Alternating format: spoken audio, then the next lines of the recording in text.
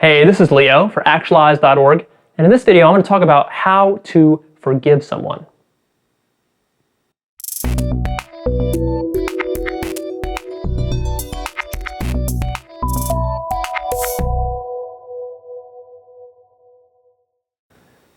All right, let's talk about how to forgive someone. How do you go about forgiving people? In this video, what I really want to do is I want to make an important distinction that most people don't understand about forgiveness. And this distinction is the distinction between true forgiveness on the one hand and half-hearted forgiveness on the other. Most people, they don't do true forgiveness. They do half-hearted forgiveness. And the difference is very stark. If you do true forgiveness, then you give the relationship a new clean slate to work on up from. If you don't do that, if you do a half-hearted forgiveness, then actually what you're doing is you're toxifying the relationship even further. So we're going to get into the details of that distinction. And we're also going to talk about how do you actually go about and forgive someone and let it stick, make it stick within you. And we're going to talk about some of the different situations in which you might want to forgive people. All right, so let's crack into that. The first thing that we should probably talk about is the different situations in which you might want to forgive someone.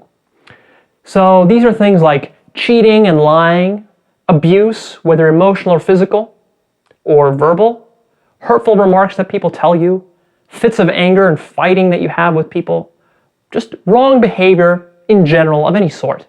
People wrong you in some way and you feel like you're slighted, you're offended, harm was done to you, and therefore forgiveness is now required, at least if you want to maintain that relationship. So in all these situations, you might really want to develop a good forgiveness ability. Because if you do not know how to forgive people, then that means that your relationships are fragile. Because in a relationship, if you really want to maintain a relationship with somebody for a long period of time, maybe for the rest of your life, then invariably things will happen. People will make mistakes. You'll make mistakes. They'll make mistakes. That's going to happen. So if you want to have some sort of skill that will allow you to weather those mistakes, weather those storms in an important relationship of yours, then forgiveness is the tool that you can use to patch that up so you can keep the relationships going. Otherwise, your relationships will end, and that's probably not what you want. So these are the situations. Now, what's this distinction between half-hearted and true forgiveness? True forgiveness is the following. Here's kind of the definition of it. Forgiveness is letting go and forgetting. Two components, let go and forget. See, the problem is that most people, they just think it's the one component, let go. They let go, but they don't forget.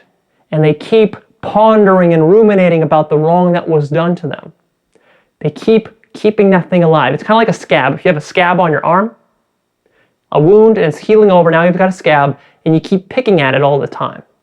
You keep picking at it time, it's going to fester, and it's going to become worse and worse and worse. And that's exactly what's happening if you're doing this half-hearted forgiveness thing. If you're doing a true forgiveness, then you're letting the situation go, and you're deciding to move on from it. You're creating a clean slate. You're not looking back into the past. You're not living and reliving those moments. The past doesn't stay with you. The past only stays with you to the extent that you're reliving it again and again and again. So if it feels like the past is really stuck, and it feels like right now you need to forgive someone, but you just can't, or maybe you've forgiven somebody a long time ago, but you keep rehashing that thing in your mind, you haven't really forgiven them, and you keep rehashing it, but that's an activity that you're doing. If you stop doing that, then you would have had true forgiveness. See, the problem is that when you do a half-hearted forgiveness, it also becomes self-righteous forgiveness. Self-righteous forgiveness, what does that mean? Well, that means that you're proud of yourself for being this noble person, for forgiving that other person. And so now it's like you're keeping score. It's like you've got this little scorecard and you're saying, yep, +1 for me. I'm the noble one in this relationship. I'm like the good one. They're the bad one. And so when you do this, you elevate yourself, you put yourself on a pedestal. Now you're on this pedestal. You've got this air of superiority and you're holding this scorecard over that person's head. So anytime that person does something else that might disturb you or bother you, you can always kind of like just give him the look or give her the look and kind of point at your scorecard and say, remember this time right here when I forgave you for all that for all that stuff you've done? See, if you do that, what do you think that's doing in your relationship? The point of forgiveness is that you can set a clean slate and then move forward. If you're doing this self-righteous thing where you're proud of yourself for doing this forgiveness, then actually what you're doing is you're building up this ego about it, and it's creating more toxicity. See, inside it's creating a sort of layer that runs under your whole relationship of resentment. This can look at like this passive-aggressive thing that you're doing, where you've forgiven that person, but you've only really forgiven them in name only, in word. Inside, you haven't really forgiven because you're always thinking about it. It's always coming back up for you. And in some sort of either major way or some sort of more probably subtle ways, you're holding it against them, and it's creating more and more dysfunction. So there is no clean slate that's being created. That's not what you want. That's not the point of forgiveness. You have to forget the wrong.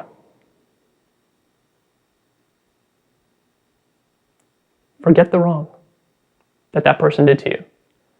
And that is something that's a decision that you have to make. It's a decision, right? And it doesn't mean that you forgive everybody for everything. That's not what I'm saying here. I'm not saying that you become a doormat. I'm not saying that if someone, let's say, cheats on you in a nice, long, committed relationship, someone cheats on you, and then you are upset about it, and now you feel like you have to forgive them and that you have to tolerate that. That's not what I'm saying. I'm saying that if somebody cheats on you and you have a boundary that they really crossed and your values have really been damaged and you don't feel like this is reparable, then don't forgive that person. You can enforce your boundary and break the relationship off or do whatever you gotta do. But if you feel like you can repair it, if you feel like there is still something valuable here that can be salvaged, if you feel like that person is honestly regretful about their actions, and if you feel like that person can change and won't make the same mistakes in the future, and you feel like this relationship can still go on and there's a lot of good that can come from it, then you can make a choice. This is a conscious choice that you make to forgive that person. Now, if you make that choice, what's important here is that it's not really a pact between you and them. It's a pact between you and you. What you're telling yourself here is that, okay, this relationship, I see that there's good in it. Yes, this person did wrong. I'm really unsatisfied about it, but there's still something good, and I think that this can be repaired, and I'm willing to work through it. Okay, so I've gotten there. Now what I want to do is I want to forgive that person, and I really want to forgive him or her. And that means that I am making a promise to myself to let this go right now and to never think about it again.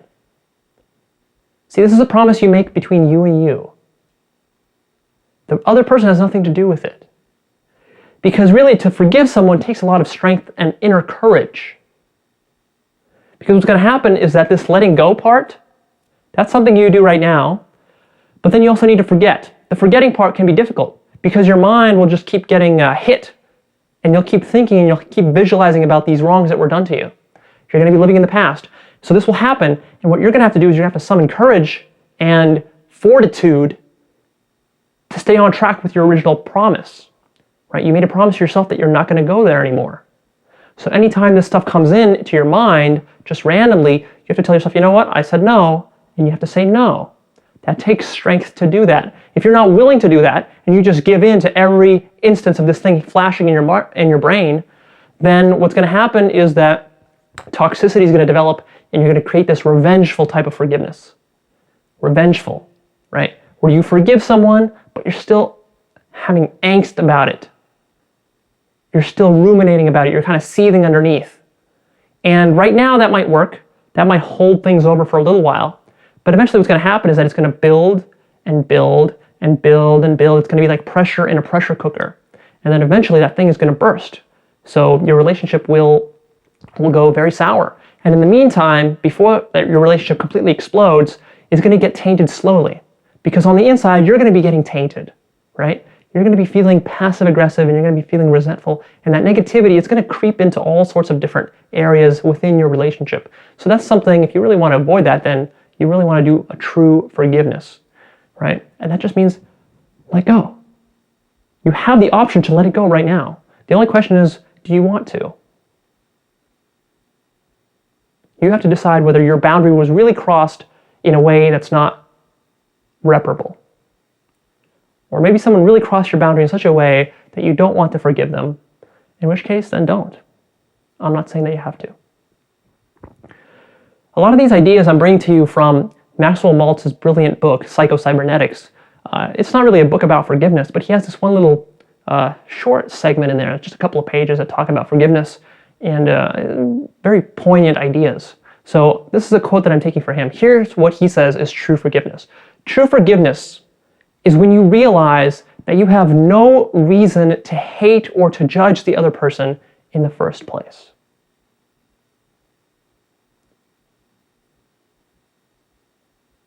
You have no reason to hate or judge that person in the first place. Now, you might think that you do have reason. To live this idea, to live this quote, you have to summon something within yourself. You have to be noble. You have to be strong. You have to be courageous. This is kind of like a higher value that you're living by. And you can live by it if you want to. So this is an option for you. If you've been struggling with forgiveness, then this is something that you might want to think about. Really think about how you want your relationships in the future to go, how you might want to be using forgiveness as a tool to help you patch over problem areas in your relationships, whether you really want this or not.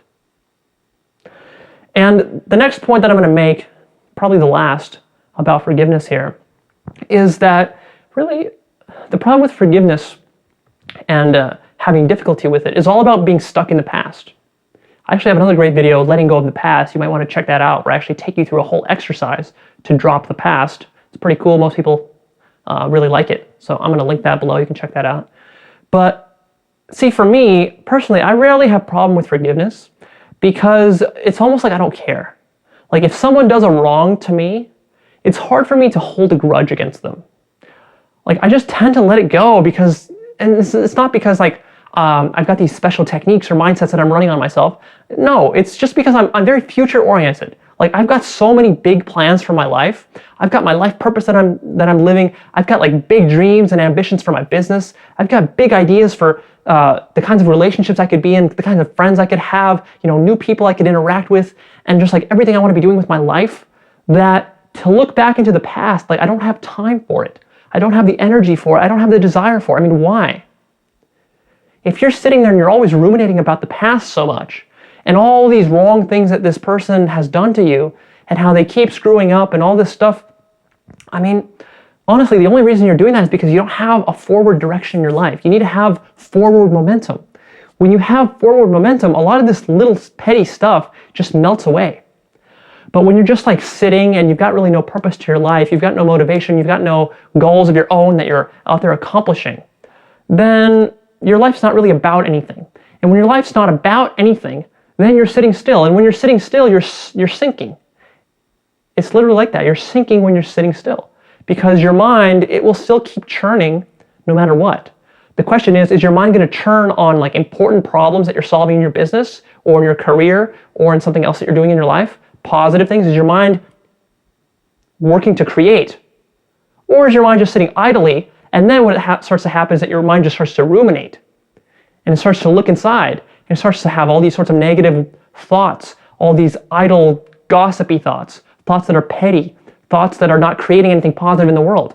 And so if you're having all those thoughts all the time, it's going to be very hard for you to honestly forgive somebody. It's going to be very hard for you to let go of the past. So the core solution to this, I would say, is start to develop a sense of own purpose, your own purpose in life, a sense of life purpose, a sense of mission. When you're out and about doing that stuff, then the pettiness will melt away because people will do negative things to you. People will still wrong you, but you won't really care so much. You won't care so much. And that's a beautiful place to be because then it's very easy to forgive. Honestly, if someone wrongs me, I forget it about the next day. I've got too many things to worry about. That's what I want for you. That's where you got to be, right? Of course, with a very big transgression, right, that might be a little harder. That's where you employ the technique that I gave you earlier.